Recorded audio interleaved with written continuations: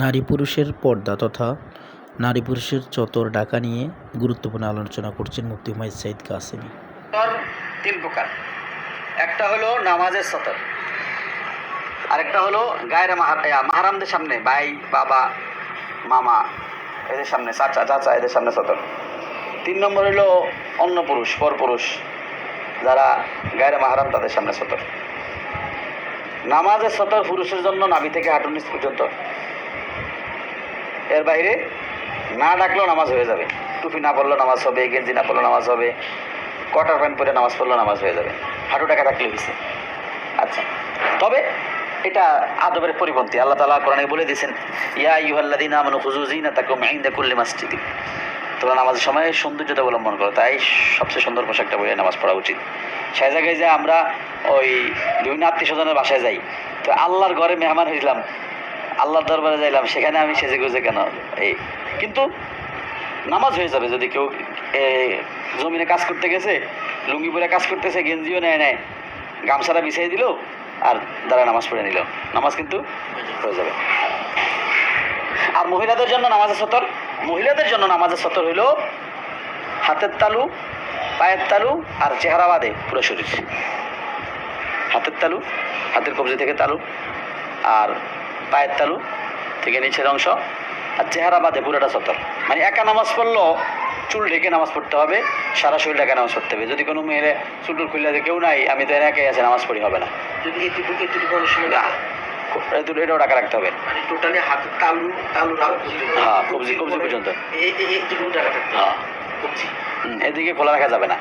এই জন্যই তো সবাই হিজাব পরে নামাজটা পড়ে মহিলারা, যাতে করে হিজাবের মধ্যে হাতটা থাকে, হাতটা আর খোলে না, শুধু চেহারাটা খোলা থাকে, পায়ের নিচে খোলা থাকে, এটা খেয়াল রাখা। এটা আমাদের এটা ধারাবাহিক আমল। এটাই নামাজের যে সতরটা, এটা নিয়ে অনেকে বিভ্রান্ত হয়। এটারই অনেকে গায়ের মাহারামদের সামনে সতর বানায় দেয়, কয় যে মহিলারা রাস্তাঘাটে চেহারা দেখে হাঁটতে পারবে। জামাতি বা বিভিন্ন এই মডার্ন, শুধু ইয়ে না, মডারেট যারা, মানে গভীর জ্ঞান যাদের নাই, এই বা ভাষা ভাষা জ্ঞান নিয়ে ইসলামী স্কলার আর ইসলামী লেকচারার এক না ভিন্ন? এই যে আবু তো আদনান ভাই ইসলামিক লেকচারার হয়ে গেছে, কিন্তু উনি নিজেকে আলেমী মনে করে না, উনি নিজে বারবারই বলে এখন। এরপরে হঠাৎ করে আসিফ আদনান ভাই ইসলামিক লেকচারার হয়ে গেছে। আরও অনেকেই তাবলিগে যায়, তাবলিগেরা সবাই ইসলামিক লেকচারার, কিন্তু স্কলার না, এটা মাথায় রাখতে হবে। তো বক্তা যা আছে এরা সবাই লেকচারার, স্কলার না। এই জন্য বক্তাকে কথাকে চূড়ান্ত মনে করার সুযোগ নেই, এরা সবাই বেশিরভাগই কম আলেম। এটা গেল কি নামাজের সতর। আর মাহরাম যারা, তাদের সামনে সতর কতটুকু? পুরুষের জন্য সে নাভি থেকে হাঁটু এটুকুই, আর নারীর জন্য হইল নাভি থেকে হাঁটু, পেট আর পিঠ। মানে একজন মহিলা তার ভাইয়ের সামনে পেট, পিঠ আর নাভি থেকে হাঁটু ছাড়া বাকি অংশ যদি খুলে সমস্যা নাই। মানে হাঁটুর নিচের এই অংশ তার ভাই দেখলো, এই গোড়ালির উপরের পায়ের যে কি আছে নলা, অসুবিধা নেই। অথবা হাতের একবারে মাথা থেকে নিয়ে কাঁধ পর্যন্ত পুরোটাও দেখতে পারবে, এই বাহু দেখতে পারবে, এগুলো দেখলে সমস্যা নেই, খুললে সমস্যা নেই। হ্যাঁ, মাথায় কাপড় নাই, পেট, পিঠ আর নাভি থেকে হাঁটু, এটা হলো সতর, বাকিরা খোলা রাখতে পারবে। এটা হলো মাহারাম, যাদের সাথে বিয়ে জায়েজ নেই, মানে দেখা দেওয়া জায়েজ, বাবা, ভাই, মামা, চাচা ইত্যাদি। আর একটা হচ্ছে গায়রে মাহারামদের সামনে সতর। গায়রে মাহারামদের সামনে মহিলার সতর হইল পুরা শরীরের প্রত্যেকটা অঙ্গ, যাদের সাথে বিয়ে যাবে, হ্যাঁ, মানে যারা গায়রে মাহারাম তাদের সামনে সতর হইল পুরো শরীর, চোখও দেখানো এমনকি অনুচিত। এক কথা, এখানে মূল থিম কি, মূল জায়গা হইল আল্লাহ তাআলা কোরআনে কারিমে এইভাবে বলেন নাই যে তুমি এই অঙ্গ দেখাও, এই অঙ্গ দেখাও না, বলছে মানে পর্দা অবস্থায় জিলবাব আছে, বিভিন্ন শব্দ আছে, এবং আলেমরা সবাই মাহের আলম এটা ক্লিয়ার করছে। এই জন্য তো হাত মোজা, পা মোজাটাকে গুরুত্ব দেওয়া হচ্ছে, যে হাতের তালু, পায়ের তালু ফেতনা। আমরা যারা পুরুষরা আছি, বোরকাওয়ালা মহিলাদের হাত আর পায়ের দিকে তাকায় আর চোখের দিকে তাকায় সবাই, এবং এটা দেখা পুরুষরা তার অন্তরের মধ্যে তার লালসা তৈরি হয়। কোন পুরুষ বলতে পারবে? হয় না।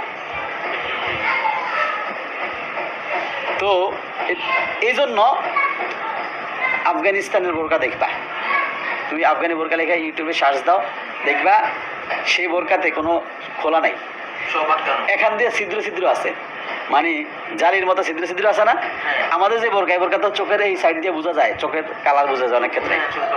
হ্যাঁ হ্যাঁ, অনেকের বোঝা যায়, এটা সেই জন্য না বোঝা, সেই জন্য কালো চশমা পড়লে আরো ভালো আমাদের দেশের। কিন্তু ওই দেশের বোরকাতে মাথার উপর দিয়ে ছাড়ে যে বোরকাটা যায় এখানে এসে নামে, মানে এক কাপড় হাতের ভিতরে থাকে, হাত মোজা তাদের দরকার হয় না। এটা আমরা ভারতের দেবন্ধু দেখছি এরকম বোরকা, আমি তোমার ইউটিউব থেকে দেখাবো। এদিক দিয়ে ছিদ্র ছিদ্র আছে নেটের মতো, ওই ভিতর থেকে বাইরে দেখা যাবে, বাইরে থেকে ভিতরে দেখা যাবে না।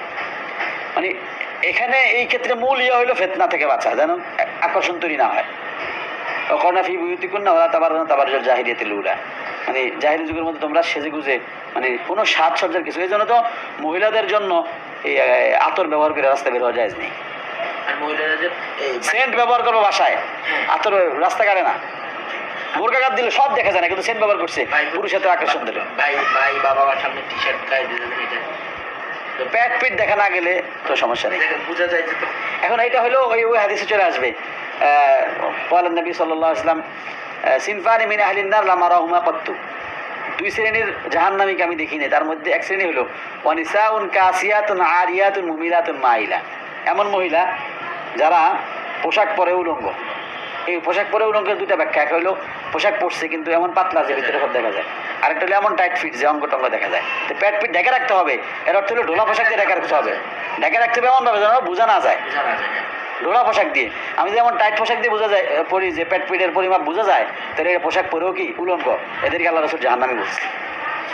এই জন্য ভাইদের সামনে বোনের সামনে টি শার্ট পরে গেলে, টি শার্ট যদি টাইট ফিট হয়, হ্যাঁ ডোলা পড়তে হবে, ডোলা। এবং হ্যাঁ অন্য যদি থাকে তাহলে মোটামুটি অসুবিধা নেই, পেট ফিট থাকলে অসুবিধা নেই।